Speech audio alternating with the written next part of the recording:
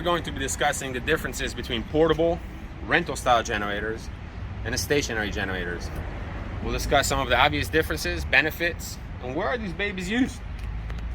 The first obvious difference you'll notice is the trailer. In this case, this one has a pintle hitch.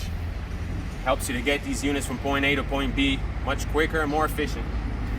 You have your two trailer connections for the security of your trailer here, your trailer light connection here, and your safety breakaway trailer here. Another thing you might notice on these generators is sound attenuation. These things can get loud, and when you run them for 12, 24 hours, 40 hours at a time, no one really wants to hear the engine running. In addition to the sound attenuating enclosure, you also have noise baffling, which goes right behind here.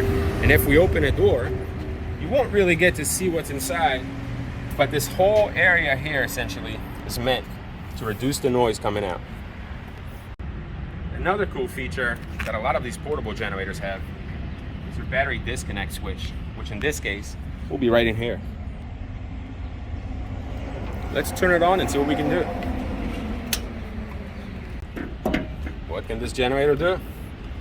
Being a portable rental style generators, typically you would have what's called a voltage selector switch, which will allow you to go between different voltages based on your application.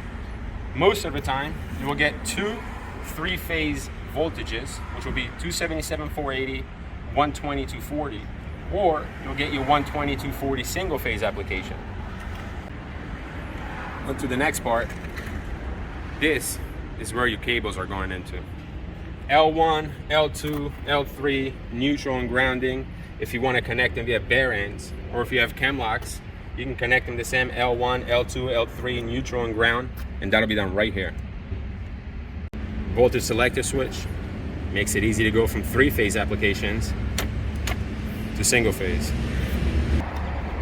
The brains, control panel, engine gauges, single phase breakers, main breaker, emergency stop, and this is our control panel right here. Taking this toggle from the off to the on position, we'll engage the gauges and start the panel that will allow us to start the generator. Want to hear a run? Let's give it a shot.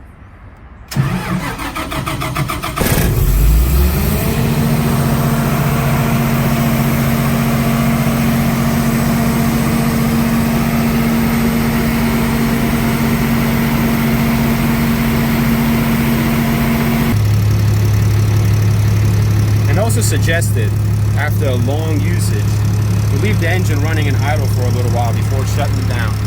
Allow it to cool down a little bit.